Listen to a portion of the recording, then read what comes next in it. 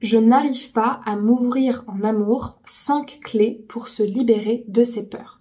Bonjour à vous, j'espère que vous allez bien. Je suis très heureuse de vous retrouver dans cette nouvelle vidéo de la chaîne S'aimer plus, dans laquelle aujourd'hui je vais vous donner des clés de coach pour pouvoir vous libérer de toutes les peurs, de tous les blocages liés à la vulnérabilité, donc liés au fait de s'ouvrir, d'entrer en connexion avec l'autre et donc de permettre à l'autre de venir dans notre vie. On est vraiment sur une problématique de territoire personnel, de vulnérabilité, de limite, de ce qui m'appartient, ce qui appartient à l'autre, et de méfiance aussi. Et donc, on va travailler sur ça dans cette vidéo. Si vous ne me connaissez pas, je me présente, je m'appelle Chloé Mercart, je suis coach, maître praticienne en programmation neurolinguistique et en hypnose ericksonienne. Ma mission depuis 2019, c'est de vous accompagner à déployer votre puissance de transformation intérieure. Moi, ce qui me passionne, c'est d'accompagner les personnes à passer de « j'ai l'impression de subir ma vie » à « je maîtrise les rênes de ma vie, je crée ma vie extraordinaire, je la vis et j'écris ma légende ». Ça, c'est vraiment quelque chose qui me passionne et pour ça, avec les années, je me suis rendu compte que c'était très important d'apprendre à s'aimer soi-même pour être en paix avec soi et pour avoir des relations équilibrées, des relations apaisées avec les autres. Donc si vous n'êtes pas encore abonné à la chaîne YouTube, eh bien je vous invite à le faire maintenant en cliquant sur le bouton rouge s'abonner en bas à droite et en téléchargeant justement la formation offerte que je propose aux femmes qui sont célibataires et qui veulent renforcer leur estime d'elles-mêmes. Donc pour vous abonner, c'est le bouton rouge en bas à droite avec la cloche pour recevoir toutes les prochaines vidéos. Et pour la formation offerte pour les femmes qui veulent renforcer leur estime d'elles-mêmes, c'est dans la description, le deuxième lien. Vous remplissez le formulaire et vous la recevez par mail. Quand on a du mal à s'ouvrir en amour, je le disais en introduction de la vidéo, c'est une problématique qui touche aux limites. Souvent, c'est des personnes qui sont soit dans l'évitement, parce que justement elles ont peur d'être étouffées par la rencontre, elles ont peur de s'y perdre, ou soit des personnes qui sont plutôt agressives, plutôt blessures d'abandon, de trahison, pardon, plutôt je contrôle beaucoup ma vie personnelle, mais du coup ma sphère relationnelle c'est compliqué pour moi parce que j'ai du mal à laisser rentrer quelqu'un dans mon univers, même si je dis que je veux rencontrer quelqu'un, au final je fais tout pour que la personne ne puisse pas rentrer. Et c'est une problématique de limite dans la mesure où en fait, c'est comme si votre inconscient voulait se défendre, comme si quelque part vous aviez peur de perdre votre territoire et donc du coup, c'est là où il y a beaucoup de blocages autour de l'ouverture parce que qui dit s'ouvrir dit prendre un risque de souffrir forcément et qui dit prendre le risque d'être vulnérable. Et c'est vrai. Mais d'un autre côté, c'est aussi cette vulnérabilité qui vous permet d'accueillir la rencontre amoureuse. Donc, la première clé pour se libérer de ces peurs-là, la première, c'est de se dire, ok, si j'ai du mal à m'ouvrir en amour, déjà, je vais expérimenter la vulnérabilité dans d'autres domaines, notamment le domaine familial ou amical. Pourquoi? Parce qu'a priori, dans votre domaine familial, c'est quand même normalement un cocon, une sécurité, ou alors dans le domaine amical avec des personnes proches, même si c'est juste une personne, apprenez à enlever, vous savez, les couches de l'oignon et à montrer finalement votre vraie personnalité. Par exemple, avec une amie, même avec des amis, des fois on met des masques, on se montre plus fort qu'on l'est, ou on porte un certain masque, mais si la personne c'est vraiment une amie de confiance pour vous, vous allez pouvoir vous autoriser à vous montrer vraiment tel que vous êtes, et ça va vous permettre de voir que si votre ami vous accepte et vous aime tel que vous êtes, il n'y a aucune raison que ça se passe pas pareil avec un homme, mais sur un plan différent. Donc moi je vous invite justement à travailler cette vulnérabilité déjà dans vos relations amicales. Deuxièmement, j'allais vous donner le conseil de aller à votre rythme. Mais ce que je veux dire par là, dans aller à votre rythme, notamment pour les blessures de trahison, c'est que souvent les blessures de trahison, c'est soit noir, soit blanc. C'est-à-dire soit je m'ouvre, soit j'arrive pas et je coupe. Sauf que c'est pas comme ça que ça fonctionne. Quand on a du mal à se sentir vulnérable, la meilleure façon de fonctionner, c'est de se dire, je vais pas ou m'ouvrir ou me fermer, mais au contraire, je vais m'autoriser à faire les choses doucement à mon rythme, et pour aller doucement et à votre rythme, ce qui est très important, c'est de savoir recadrer. Mais là, on n'est pas sur du recadrage qui confronte ou qui agresse, on est plutôt sur un recadrage du type, écoute, j'entends que t'as envie qu'on ait une relation tout de suite ensemble, ou que on se voit pour dormir ensemble à tel endroit, ou que t'as envie qu'on fasse telle ou telle chose ensemble qui va impliquer que je m'ouvre et donc qui va me mettre mal à l'aise. Mais moi, aujourd'hui, je ressens plus le besoin de prendre mon temps, ou j'ai besoin plutôt de faire autrement, ou plutôt je vais plutôt faire ça, ou à l'inverse, sortir un peu de votre zone de confort, mais par étapes en fait, y aller doucement. N'allez pas tout de suite vous mettre dans des situations que vous maîtrisez pas, mais plutôt autorisez-vous au début des situations où vous pouvez avoir la main et où vous allez vous autoriser à lâcher prise.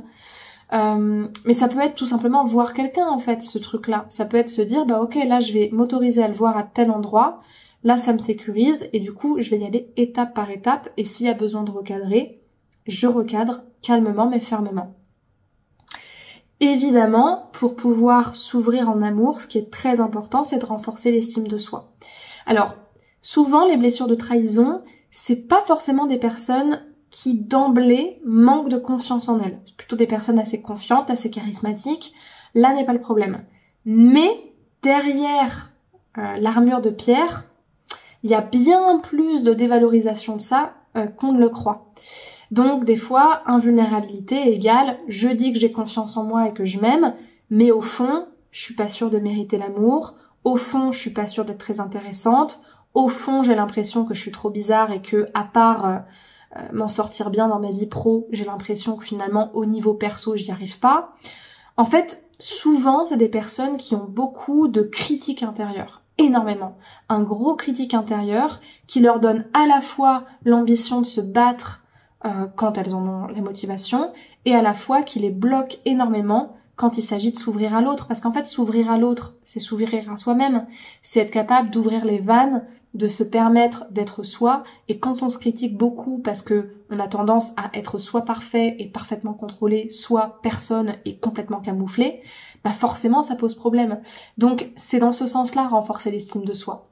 On n'est pas sur un travail d'affirmation, on est plutôt sur un travail d'acceptation et d'ouverture en fait. Et en me connectant à moi-même, en me connectant à ma propre vulnérabilité et à ma propre capacité de m'accepter telle que je suis, aussi bien physiquement que dans ce que j'ai à offrir, même d'imparfait, c'est là où ça va être plus facile, difficile mais plus facile ensuite, de vous ouvrir à l'autre. Ce qui est important aussi, je parle toujours pour les blessures d'abandon parce qu'encore une fois, puis même pourquoi pas les blessures de rejet aussi, quand on a du mal à s'ouvrir à l'autre, souvent c'est des personnalités qui sont très noir ou blanc, c'est-à-dire que soit ça marche pas. Soit il a le comportement qu'il faut, mais du coup ça me stresse parce que je sais pas comment faire. Ou soit, non mais là ça va pas, c'est toujours les mêmes, là il y a ça qui recommence, ça marche toujours pas. Et donc du coup, finalement il y a beaucoup d'attentes par rapport à l'autre. Énormément d'attentes, même si c'est pas forcément exprimé.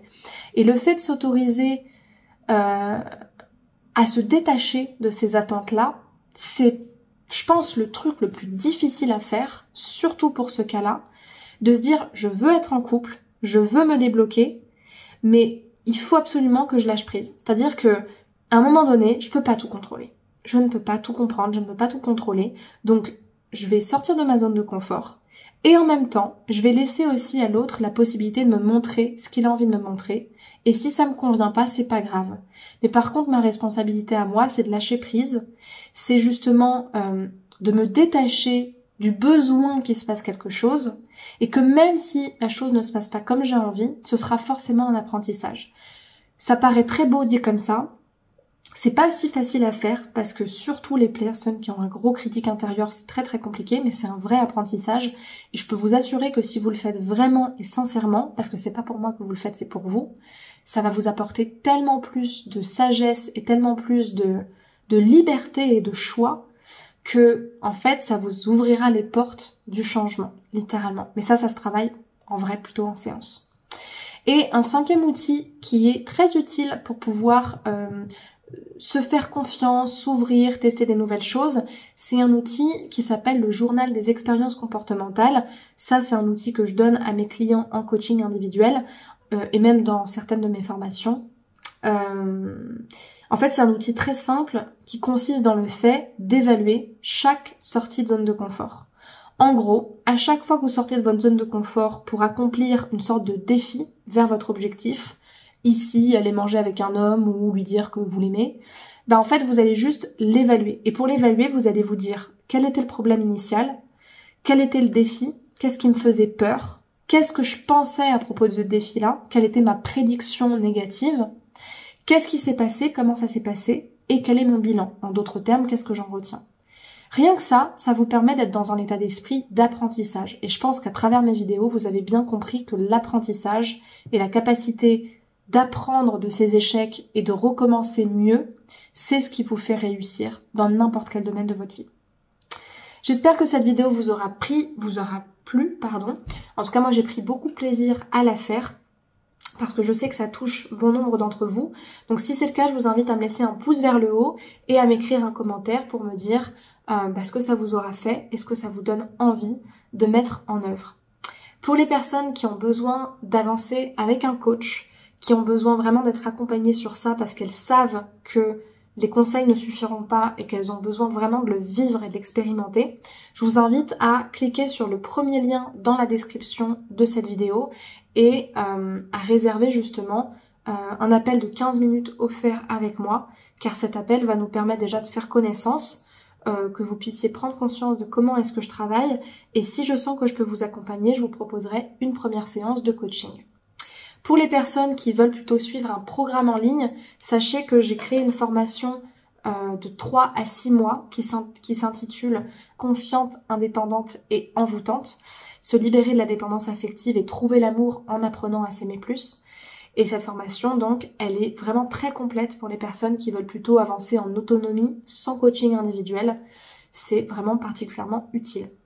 Pour les autres, celles qui veulent plutôt faire des petites formations à tarifs réduits, relativement accessibles, enfin même très accessibles, j'ai des formations sur la rupture amoureuse, l'estime de soi, la séduction ou encore la dépendance affective, mais vraiment en format très court et dense.